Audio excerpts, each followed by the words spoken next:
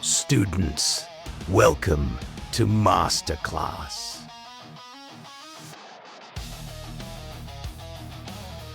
Produced by Victoire.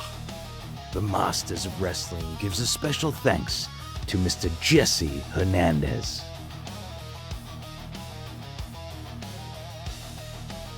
Students, it's you again. It's us again. Welcome back to Masterclass. Today we're going to be talking about, well, the rip-off Stone Cold Steve Austin, the man who was once portrayed by Dwayne Gill, who portrayed him as Gilberg.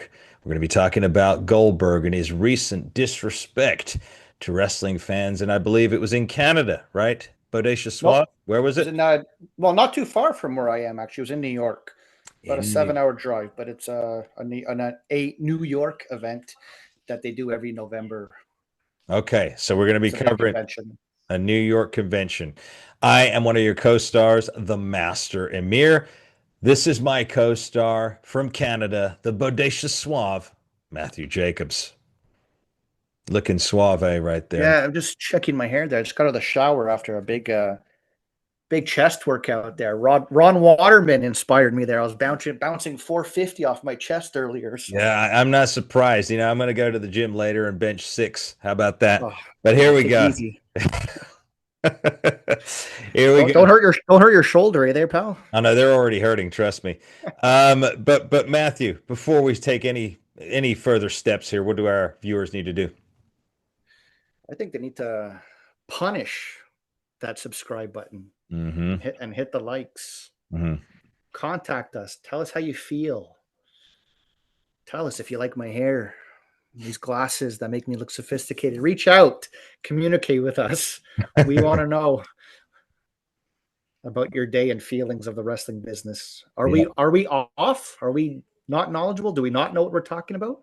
Are we giving too much knowledge? Matthew, let me stop. Is Paul's nephew getting out of hand here on the show weekly? Let us know, guys. It's exactly. Let us know. Also, become a member and hit the join button. But I want to back that up a little bit. You know, yes, we give away a lot of knowledge. Of course, we hold back, you know, a fair bit. We're not going to give everyone everything. Bodacious Suave, right? And of course, as you know yourself, Bodacious Suave, you know, you may argue, but on Masterclass, you know, whatever you say to us, you're always going to be wrong, and we're always going to be right. That's just the bottom line. But speaking of wrong and right, as we go into this week's topic, the man who was a reckless performer in the world of professional wrestling, the man who ended, you know, one of the greatest professional wrestler of all time, Bret the Hitman Hart's career, a man who was WCW's rip-off version of Stone Cold Steve Austin, former football player turned wrestler with a moveset that didn't even match the Ultimate Warrior, Dweeberg, or Goldberg, as he's named. Tell us a little bit about what took place this past. And sorry, I had to get off my chest, Bodacious Suave, because don't get me going, pal. I never liked Dweeberg ever. Did you? No, I didn't. I was just going to ask you that. Like, what did you think of Goldberg in WCW and WWE? Were you a total bore, totally boring, because all it was that stupid chant. And then he would just come to the ring. All he'd say was, "You're next," and then he'd tackle him and do it. No, I'm not taking away the man's physical prowess. I'm not taking away what he did. I'm saying, you know, he still put his body on the line. I respect him for that. I'm just saying the character of Goldberg did zilch for me. Why did it work? I get it. I mean, it didn't do anything for me either, but it worked for everyone else. What do you think it was? Just something new? I don't know. I think it was all hype. Remember what we talked about with marketing? If you say something enough, people will buy it. So yeah. I think they pushed it in such a way, WCW. Plus, also, he looked like Steve Austin. Come on, it was the height of the Monday Night Wars. Do you honestly think he would have got over had Steve Austin not been in WWE at the time? I don't. You know what? I don't know. I don't know what WCW was thinking. I really don't. Sorry, guys. I know we're going a little bit off here before I get to the Saturday situation, but when you think of it, he came in. Mm-hmm. and he would just beat everybody in like A few seconds. 3 minutes. Yep. That was it. And as a wrestling fan, Mm-hmm. you know, I like. Do you remember that match he had with William Regal? No, I Do you don't. know? You don't know nothing about this? That's Okay. how much I forget about Goldberg. That's how much I'm Okay. interested. But anyway, William Regal can wrestle. yes, William Regal like exposed them. he So did. I guess Regal like didn't want to do this match. I don't know the whole story and whatever, but you can watch it. Regal like just put him in like all kinds of holds, and Goldberg had no idea what to do. You know what? I'm gonna have to get a hold of Sir William, because he's a fellow countryman of mine, and he and I do talk on a regular basis. So I will have to get a hold of him and ask him of that. He may be able to come on the show soon, but we'll keep you posted on that. Anyway, Matthew, as you were saying. Yeah, so William kind of exposed him and all that, and made him look foolish. But I'm not going to fault Goldberg for that. I mean, the writers, etc., they pushed him to just go out there and wham bam body slam, and he didn't know it was real or fake, whatever. But I even heard like Mr. Perfect like almost came back crying one time, like from all those spears. Like it was like, okay, this hurts. Rene Dupree, Mhm. Goldberg broke his collarbone with a flag stick, and You, I don't think he realized his own strength, but also nobody's smartened him up. But you know what? There's a lot of guys like that in pro wrestling. They're big guys, burly guys, but they're clumsy. They can't friggin' wrestle for a lick. They're just, and the sad thing is some of these promoters put them out there. They're risking the lives of their other truly talent. Yes, exactly. Sellout scumbags. Yeah. So our buddies, I mean, you don't have to answer if you don't want to, but what do you think Paul Roma would have done if they said, Paul Roma, you're going in a match with Goldberg? If Do you he, think Roma would have spoke to him backstage and said, hey, buddy, hey, kid, I think Paul would have knocked him out. and said, look, we're going to do this, and don't you fucking dare, sorry, my language, like Yeah. pull a stunt like this and whatever. Oh yeah, Paul's not going to back down from anybody, whether he's 6'4" or whatever. He doesn't care. Paul would Yeah, have told him exactly but the way it is. it looks like they gave him free range to just do whatever. I mean, to not smarten up a talent and hurt people like that. That's again a lousy promoter, a lousy person at the helm who's not Is that Bischoff?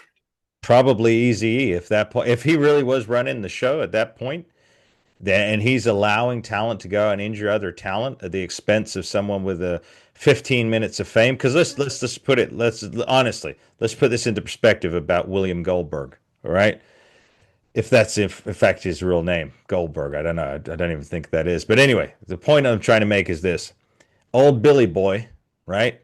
William. If it he when you really think about it, the only reason WWE ever brought him back, right, is because at the time you were running out of legendary people to bring back. And the only reason he came back at Saturday Night's Main Event recently is, again, for that point.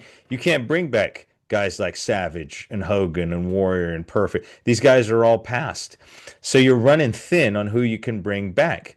So Goldberg is not really the big star that you think he is. Even back in the WCW days, think about it. Think about Goldberg's tenure in main event matches. Okay, cast your mind back to 1997. I do believe the main event of Starrcade that year in December was Hogan and Sting. Cast your mind back to, I think Goldberg headlined Starrcade 98. I think it was him against Kevin Nash, right? But then if you fast forward to Starrcade 90, in fact, Starrcade 99, what was the main event? Do you recall? Was that Brett and Goldberg? I think it may that was the match where he injured him, right? Okay, but then if you go to the 2000s, Goldberg's not headlining the main events anymore. So what? His 15 minutes lasted all but two of WCW's crappiest years of all time. No coincidence, by the way, that they were the lousiest years that WCW had had in a long time, 1998 and 1999. Anyway, What about? Oh, we're going to get to the subject here, but what about when WWE brought him into the WWE when they brought him in 2003? that was a lousy run too. He was useless. Okay, I have a theory. Yeah. Do you ever notice Vince when he brings in these WCW people, he kind of tears them down? Oh yeah. Yeah. Like the NWO, they were the hottest thing, right? Yep. NWO came to WWE and did donuts. They were dissolved within 3 months. And I think that's what Vince does. Mm-hmm. I could be wrong, guys, but I just noticed a pattern, and I'm an overthinker myself and whatever. But Well, no, you're not. Look at Scotty Steiner. Look at our buddy Scott Steiner. Right? Look at Scotty. He comes in, right? He has this feud with Triple H, and then in little or no time, he's like not even a mid card guy. He's basically a carpenter. right, yeah, the only one that made it was Booker T. But still, they made a joke of the bookman, the bookworm. But if you can give me another name off the top of your head, I can't think of anybody. Another one that they destroyed. Well, no, that made it. That actually did the WCW, grew up through the rankings and had a successful run. No one. Look at DDP. They buried him. They buried his ass. Bagwell, Yeah, he was gone right away. Sadly, away. our buddy, All those people that the invasion, the new blood, Yep. Sean O'Hare, Sean Stasiak, Yep. Canyon. Yep. Canyon All had a lot of talent. A lot of talent. He was Heck, good. heck, even Raven, our dear buddy Raven, when he came back, Yeah. Raven, he just kind of fizzled immediately. But So- anyway, we're digressing a little bit here, Bodacious. Okay. All All right, here we go, guys. right. There's a big autograph convention every November. Bill Goldberg was one of the headliners, and the word is he left early. Mhm. I wasn't there. I didn't go. I've been to this event before. It's well done, and there's usually a lot of stars. But there was a lot of stuff on social media, people complaining that Goldberg didn't stay for the whole event and didn't get their stuff signed. Mhm. And somebody posted like, how dare you, what a scumbag, etc. Then someone else wrote like, well, I think the promoter wrote, well, no, Goldberg fulfilled his obligation and did 5 hours of signing, which is fine. So here's the thing, and I don't know the whole story of what actually happened, but promoters can book you per item signed. They can bring in, say, I don't know, 2,000, 3,000 8x10s, and you would just have to sign all those and you're done. It could be a time slot, 5 hours, etc. So I don't know the details. I don't know if Goldberg's price is too high. Some of these talents do charge mega bucks, right? But according to like a certain lady who's trying to bankrupt professional wrestling that we talked about the other day. I think Miss Monet, Melissa Monet or Sasha Banks, No, whatever the heck her name is. Mercedes Monet. Come on, there, master, get it right. No, because don't insult the lady. I'm not insulting the lady. I just don't care to bother wasting my time thinking about her. But anyway, as you were saying, going back to Yeah, so he did the 5 hours of signing, and a lot of people left unhappy and didn't get their stuff signed. And apparently there was another promoter that I guess you were able to send off items to this promoter, like mail-ins, and get it signed, and they didn't get signed. So a lot of people are unhappy. So I don't know what the story is, but according to the person who booked Goldberg, he's not taking any fault or blame. They said, no, look, we honored the contract. It was 5 hours, etc. But there's unhappy people on the other side. So I don't know what's true or not. I'll just tell you what my problem is. Goldberg doesn't do a lot of signings from what I know. I mean, he's not one of my favorites, so I don't know. But I've been to a lot of conventions in my life and met my heroes, etc. And I don't have any bad experiences. But what's wrong with just like, why negotiate hard like that? Like, you can really make someone's day just by 30 seconds that someone looked up to you since 97 and following you. Why'd you have to put a time constraint? A lot of people go to these events and they wait hours in line to meet you. And in life, you might not remember everything someone tells you, but you'll always remember the way they made you feel. Yeah. And I think Goldberg did make people feel a certain way.